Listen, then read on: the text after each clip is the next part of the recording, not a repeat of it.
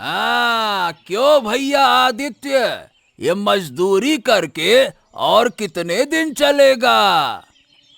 महामंत्री जी, मैं तो एक गरीब इंसान हूँ, इसीलिए मजदूरी करने में मुझे कोई शर्म नहीं। ये मेरा काम है और यही मेरा पेशा है। मैं यही काम करता रहूंगा, सिर ऊंचा करके। हाँ हाँ, ठीक है ठीक है, लेकिन ये जमीन राजा मशाई की है, क्या तुम जानते हो? अब राज्य की सारी जमीनों के मालिक तो राजा मशाई हैं, ये तो पता है। लेकिन राज्य के हर नागरिक को जैसे अपनी जमीन पर अधिकार होता है, वैसे ही ये जमीन मेरा व्यक्तिगत अधिकार की जमीन है। ये जमीन मुझे मेरे पूर्वजों से मिली है और यही मेरी उम्मीद है। इसको भला मैं कैसे छोड़ दूं? इसीलिए इस जमीन पर खेती करने का मेरा पूरा हक है। पूरा हक है। ये बताओ, तुम जानते हो मेरी एक बात पर महाराज तुमसे ये जमीन छीन सकते हैं? क्यों, समझ रहे हो मैं क्या कह रहा हूं?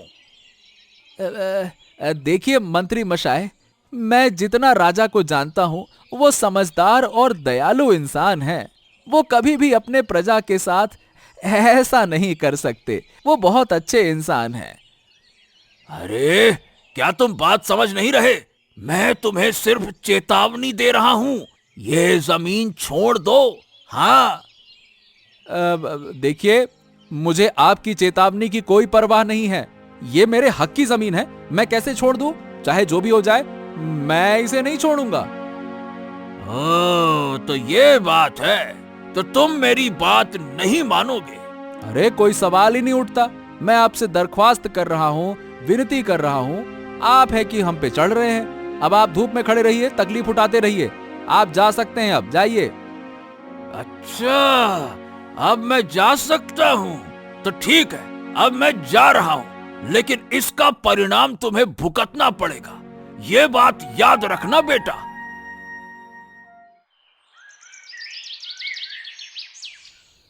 अरे मंत्री मशाह, ये उत्पात और सहन नहीं हो रहा। अरे, सहन तो मुझे भी नहीं हो रहा, इसीलिए मैंने तुम्हें आज रात बुलाया है। अच्छा, बताइए, कुछ नया है क्या?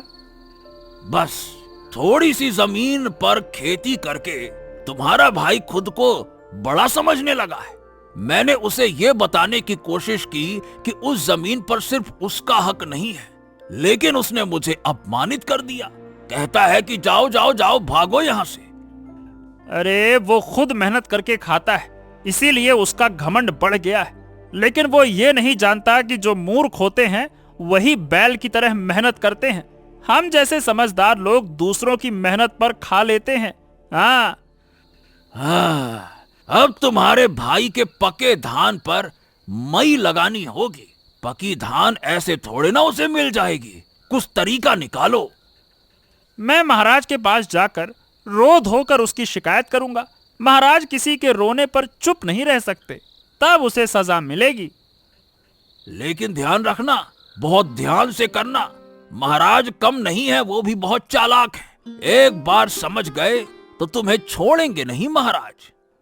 अरे, आपको इस बारे में चिंता करने की आवश्यकता ही नहीं है, मैं सब देख लूंगा। आप बस रात की सभा में रहकर मेरी मदद कीजिए, फिर मैं सब कुछ संभाल लूंगा। तुम इस बारे में निश्चिंत रहो। हाँ, तो फिर अब कल खेल होगा। हाँ।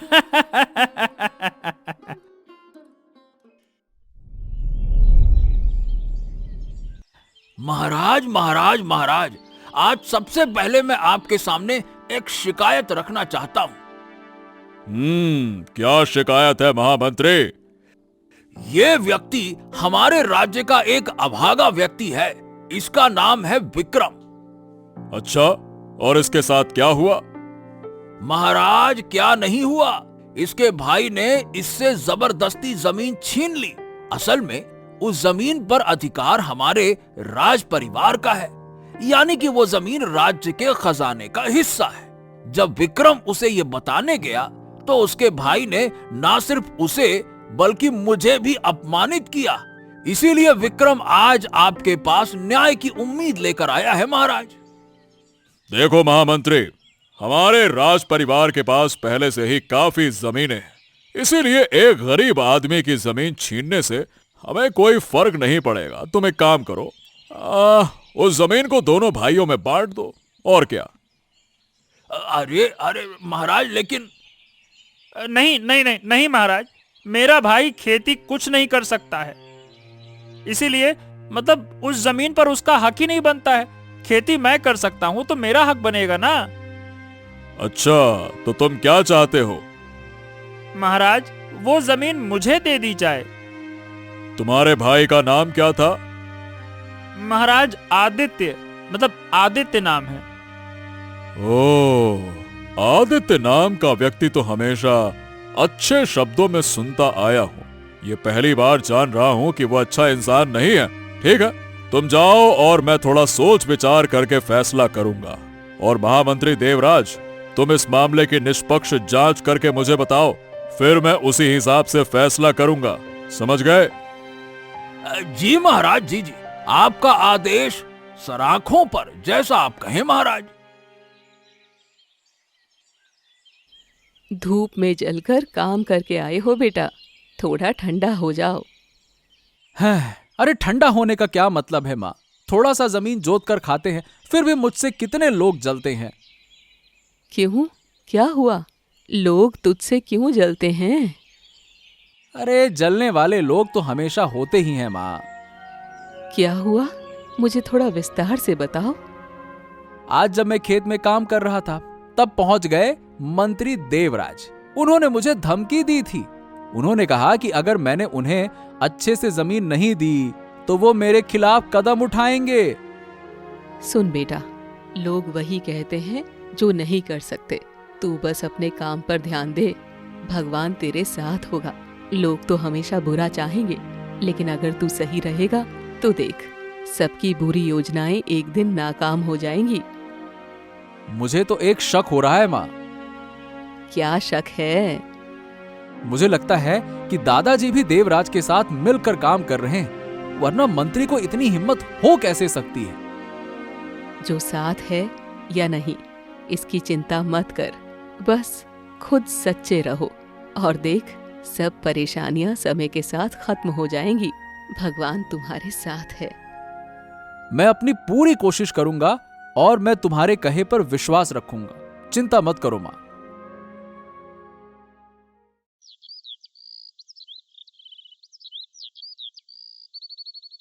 एक माँ के बेटे को ऐसा काम करते हुए तुम्हें शर्म नहीं आती? तुम खुद कुछ काम नहीं करते और जो एक भाई काम करता है उसके पीछे हमेशा कांटे बिछाते हो। अरे तुम ज्यादा ज्ञान मत दो माँ, मुझे पता है कि तुम हमें बहुत प्यार करती हो। मेरे लिए तुम तीनों बराबर हो, लेकिन एक के कंधे पर अगर कटहल गिरने वाला हो तो वो मैं सहन नहीं कर सकती। अरे तुम क्या करोगी? सुनो, जो करना था मैंने कर लिया। क्या किया तूने? मैंने उस शैतान आदित्य के खिलाफ राजा के पास जाकर शिकायत की है। अपने भाई के खिलाफ ये तू कर सकता है? हाय भगवान, क्या ऐसे भी भाई होते हैं? भाई होकर भाई के पेट में छुरा मार रहे हैं ये लोग। सुनो, हमारी कोई बात मत करना। खुद महामंत्री देवराज के साथ मेरी दोस्ती है, जो मैं चाहूं वो कर सकता हूं, ये भी तुम जान लो माँ। हाँ, तुम्हें लगता है कि तुम भूल रहे हो कि हमारे ऊपर भगवान भी हैं और मैं भी यहाँ हूँ। तुम क्या करोगी? अगर तुम लोग ऐसे ही चलते रहोगे तो चाहे जितनी भी मुसीबत आए, मैं हमेशा आदित्य के साथ रहूंगी। और मैं एक बात मानती हूँ, सत्य हमेशा जीतता है। आखिरकार समय ही बताएगा कौन किसके सामने सर झुकाता है। मेरा आशीर्वाद हमेशा आदित्य के साथ है। महाराज, अचानक आप चिंतित लग रहे हैं। समझ नहीं पा रहा हूँ रानी, आजकल कौन सही है और कौन गलत। क्या हुआ महाराज, क्या बात है?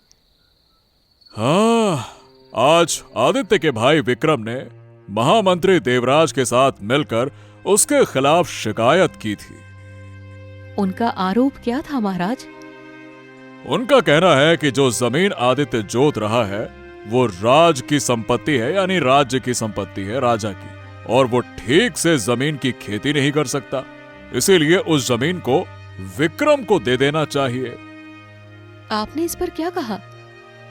अभी तक हमने कोई निर्णय नहीं लिया। मैं समझ नहीं पा रहा कि कौन सही है और कौन गलत। देखिए, मैं सभी बातें नहीं कह सकती, लेकिन इतना कह सकती हूँ कि जो भी निर्णय लें सोच समझ कर लें, सभी पहलुओं पर विचार करें, फिर निर्णय लें। हो सकता है आपको गलत तरीके से गुमराह किया जा रहा हो। यही सोच रहा हूं मैं भी, इसीलिए अभी कुछ समझ नहीं आ रहा और कुछ मैंने उनको कहा नहीं। चलिए देखते हैं क्या होता है। चलिए आप भी सोइए, मैं भी सोता हूं। ठीक है? ठीक है महाराज। हे भगवान, मेरे जैसे हालत इस दुनिया में किसी और की ना हो। 3 बेटों में से एक बेटा है बदमाश, दूसरा है ईर्ष्यालु। मेरा एक ही बेटा अच्छा है, लेकिन उसके खिलाफ उसके दोनों भाई साजिश कर रहे हैं। ऐसा भाग्य किसी माँ को ना मिले। अरे ये तुम रोज रोज की अपनी रुलाई बंद करो माँ, रोना मचा रखा है। क्यों रो रही हो? तुम नहीं समझ सकते मेरी तकलीफ। जिनके पास मेहनत करने और घर में खाने का सामान लाने की ताकत नहीं है, उनके लिए बड़ी बड़ी बातें करना ठीक नहीं। अरे बेवकूफ लोग खेतों में जाकर खेती करते हैं। मैं और दादा दोनों बुद्धिमानी से अपना पेट पालते हैं। हाँ, हमें आदित्य जैसे खेतों में काम करने की जरूरत नहीं है। खेती का काम हमारे लिए नहीं है माँ। हाँ, जो दूसरों को लात मारकर अपनी जिंदगी गुजारते हैं, उन्हें बाहर जाकर मेहनत करने की क्या जरूरत है?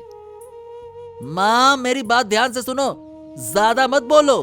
हाँ, समझ गई? तो फिर क्या करोगे तुम? क्या सोचते हो कि मैं तुमसे डर कर चलती हूँ? ये जान लो, इस राज्य में जब तक महाराज है, शासकीय व्यवस्था बुरी दिशा में नहीं जाएगी। अगर जरूरत पड़ी तो मैं तुम्हारे खिलाफ जाकर महाराज से शिकायत करूंगी।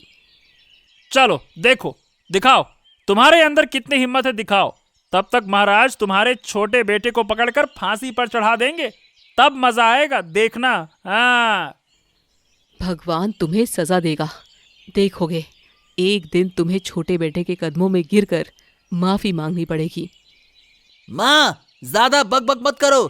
बकबक करने पर तुम्हें और तुम्हारे छोटे बेटे को ना घर से बाहर निकाल दूंगा मैं। बात करती हो, चुप रहो।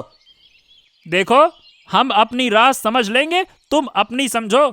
हमारे मामले में जरूरत से ज्यादा दखल देने की जरूरत नहीं है, बहुत हो गया। क्या हुआ बुढ़िया, तुम मुझसे गुप्त रूप से मिलना क्यों चाहती हो? महारानी, आप ही मेरी परेशानी समझ सकती हैं, क्योंकि आप भी एक महिला हैं। मैं आपके पैरों में गिरकर कहती हूँ, मुझे और मेरे छोटे बेटे को बचाइए। क्या हुआ तुम्हारे बेटे को? मेरा छोटा बेटा आदित्य अच्छा है, लेकिन बड़े और मंझले बेटे माधव और विक्रम, एक बदमाश है और दूसरा ईर्ष्यालु।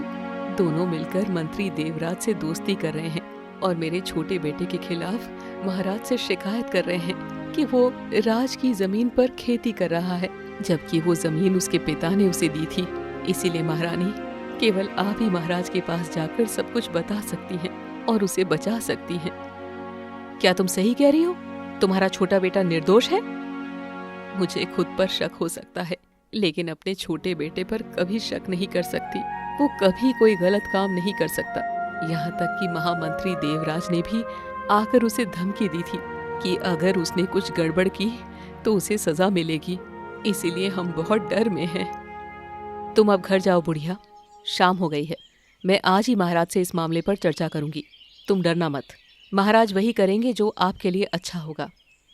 बहुत धन्यवाद महारानी, प्रणाम।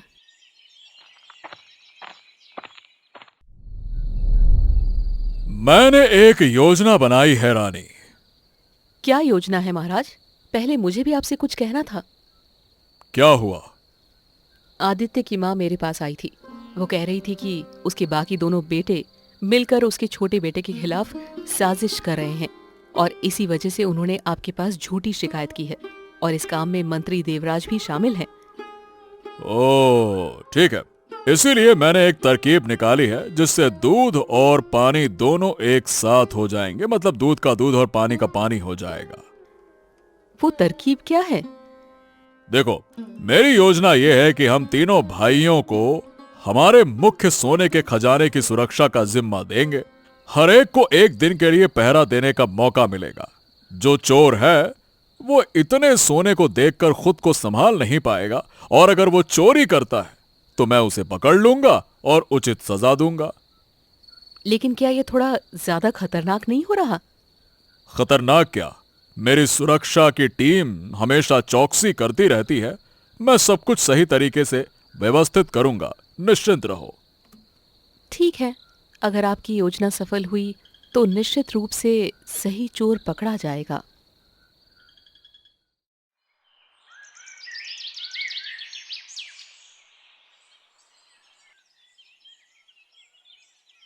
अरे सब बाहर आओ, सब बाहर आओ।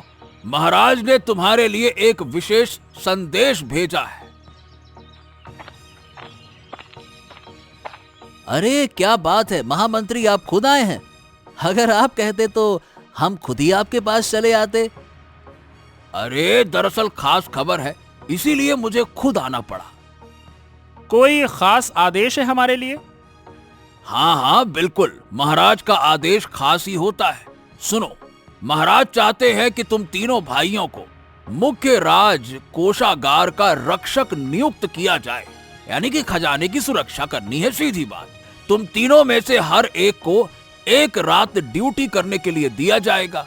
महाराज के राजमहल में ऐसा महत्वपूर्ण काम करने से तुम्हारा झगड़ा दूर हो जाएगा। क्यों, क्या कहते हो? हाँ, हम तो बहुत खुश हैं। हम तो खुशी के मारे नाचने को तैयार हैं। हाँ भैया, मैं भी बहुत खुश हूँ। हाँ। हाँ बूढ़ी, ये तुम्हारा छोटा बेटा कहाँ है? उसे क्या समय है, वो तो खेतों में काम कर रहा है। उसको भी बताओ, तो तुम उसे खबर दे देना, ठीक है ना? खबर तो दे दूंगी, पर वो राजमहल के काम पर जाएगा या नहीं, ये कहना मुश्किल है। देखो, ज्यादा अहंकार मत दिखाओ। उसे ये कह दो कि अगर वो राजा देश नहीं मानेगा तो उसे कड़ी से कड़ी सजा मिलेगी, समझ गई? कह दूंगी, लेकिन उससे ज्यादा और कुछ नहीं कह सकती।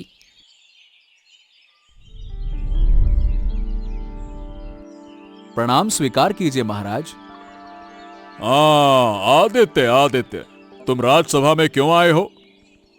महाराज, मैं ये बताने आया हूं कि आपने जो संदेश हमारे घर भेजा है, मैं उससे सहमत नहीं हूं। अच्छा, तुम्हारा कहने का मतलब क्या हुआ?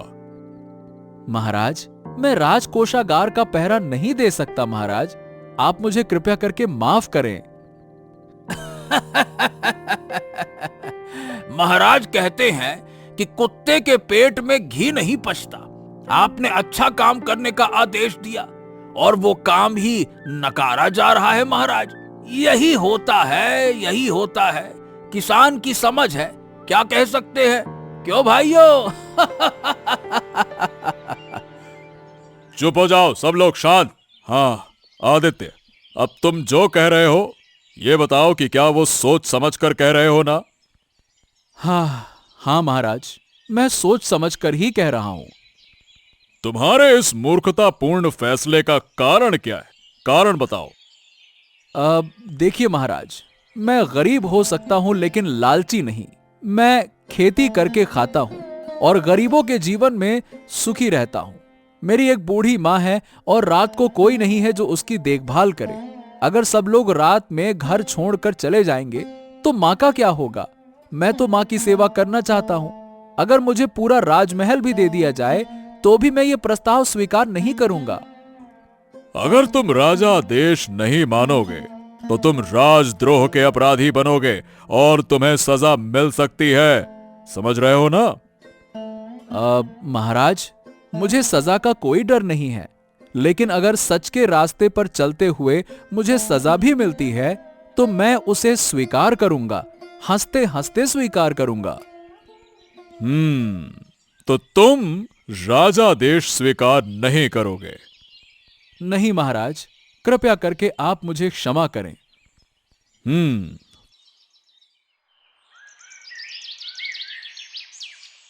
तुम दोनों भाइयों को इतनी रात यहाँ चुपचाप क्यों बुलाया गया है, जानते हो? शायद कोई बड़ा लाभ होगा। लगता है महाराज हमसे खुश है? ये लाभ सिर्फ तुम्हारे लिए नहीं है, मुझे भी उसका एक हिस्सा चाहिए, समझ रहे हो ना? अच्छा, तो फिर योजना क्या है, बताइए। देखो, तुम्हारे भाई ने तो कह दिया कि वो राजकोष का पहरा नहीं देगा, इसीलिए महाराज ने तुम्हारे दोनों को एक साथ पहरा देने का आदेश दिया है। जब तुम पहरा देने जाओगे, मैं सभी प्रहरियों को वहां से हटा दूंगा। फिर तुम दोनों मौका पाकर जितना चाहो सोना चांदी भर लेना, बटोर लेना, चोरी कर लेना, समझ गए? कोई रुकावट ही नहीं होगी। लेकिन लेकिन लेकिन एक शर्त है। क्या शर्त है? जितना सोना चांदी निकालोगे उसका 40% मुझे देना होगा, ठीक है? हाँ ठीक है, अगर तुम हमें बचा सकते हो तो जो भी कहोगे हम देंगे, उसमें क्या दिक्कत है? अब हमारे सच्चे मूर्ख भाई और मूर्ख माँ को समझ में आएगा, सच के रास्ते पर चलकर सिर्फ खेतों में काम करके ही खाना मिलता है। अगर हमारी तरह समझ होती तो हमारे जैसे बड़े आदमी बन जाते ना। एक बार हमारा काम बन जाए, फिर उस बूढ़ी माँ और छोटे भाई को दिखा देंगे कि कितना चांदी और कितना सोना है। अगर उन्हें घर से निकाल कर नहीं फेंका ना, तो मेरा नाम भी माधव नहीं। हाँ हाँ, बिल्कुल बिल्कुल बिल्कुल, तुम्हें जो करना है सो करना, लेकिन वो जमीन भी हम उससे छीन लेंगे। हाँ।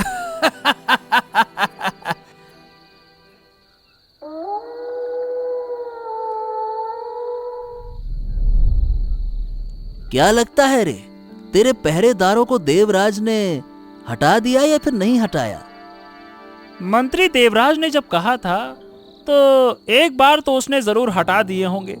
चोरी के माल में उसका भी तो हिस्सा है, वो कभी नहीं चाहेगा कि हम फंसे। और वैसे भी कोई पहरेदार आस पास तो दिखाई नहीं दे रहा भैया। हाँ, तो हम काम शुरू करें, क्या कहते हो?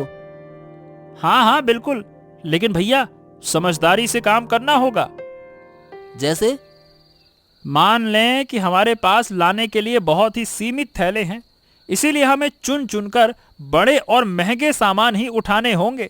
छोटे और सस्ते सामान से बैग भरने से कोई फायदा नहीं होगा भैया। हाँ, ये तूने ठीक कहा। और सूरज उगने से पहले हमें यहाँ से भागना होगा। फिर हमारी शुरू होगी मस्त जिंदगी। हाँ तो चलो, मस्त जिंदगी की शुरुआत करते हैं चोरी करके। चलो। हाँ चलो शुरू करते हैं।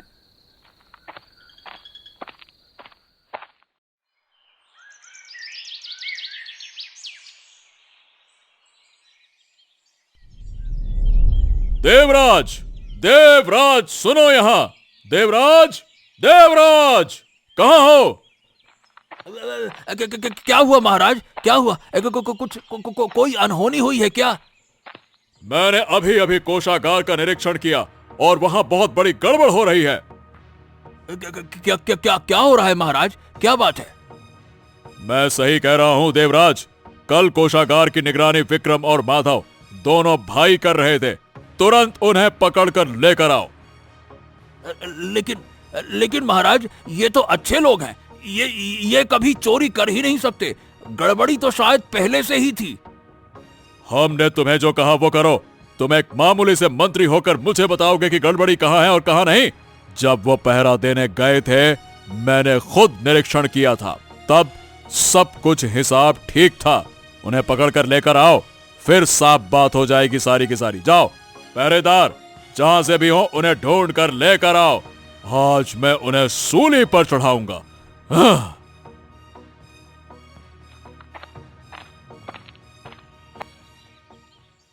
मिल गए महाराज। देखिए, ये दोनों बैग में सोना भरकर भाग रहे थे। मैंने इन्हें राजमहल के बाहर एक खेत में से पकड़ लिया। यही तो होना था और यही तो मैंने उम्मीद की थी। देवराज, क्या ये मुझे धोखा दे सकते थे? अरे महाराज, मैंने तो ऐसा कभी सोचा भी नहीं था। मैं अब आदेश दे रहा हूं, इन्हें कोड़े मारते हुए मुंह में कालिख पोतकर गधे की पीठ पर बैठाकर राज्य से निकाल दिया जाए, और कभी अगर ये राज्य में दिखें तो हम इन्हें सूली पर चढ़ा देंगे। ले जाओ। महाराज महाराज महाराज महाराज, मैं आपके पांव गिरता हूं महाराज, कृपया करके मेरे भाइयों को माफ कर दें। वो गलती कर सकते हैं, मैं मानता हूं, लेकिन एक आखिरी मौका उन्हें दीजिए महाराज। हमारे पास भी कुछ कहने को था महाराज। हम अकेले इस अपराध में शामिल नहीं हैं महाराज, हमें एक मौका दीजिए, हमें कुछ कहने का मौका दीजिए। महाराज महाराज, नहीं नहीं नहीं नहीं महाराज, इन ठगों की कोई बात मत सुनिए, इन्हें तुरंत सूली पर चढ़ाने का इंतजाम कीजिए। अरे चुप रहो मंत्री, ये क्या कहना चाहते हैं हमें सुनना है। बताओ तुम लोग क्या कहना चाहते हो। महाराज, हम इतना बड़ा कांड नहीं करना चाहते थे।